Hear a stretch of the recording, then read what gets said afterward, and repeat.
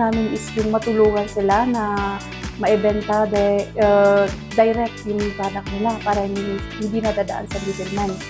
Para sa mga consumers naman, nabili nila ng mas mura. Ganun yung pinaka-ano namin doon. Saka matulungan sila gayon na tumataas yung mga bilihin. At least may bebenta nila.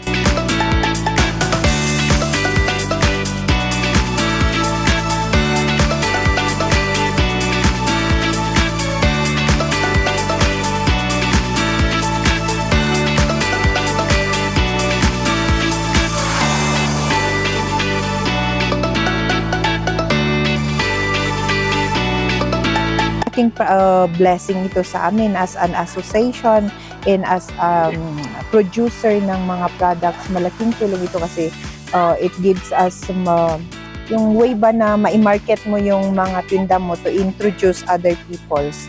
Yung mga hindi nakakalam, at least during these trade fairs, mayroon tayong nami-meet na ibang tao.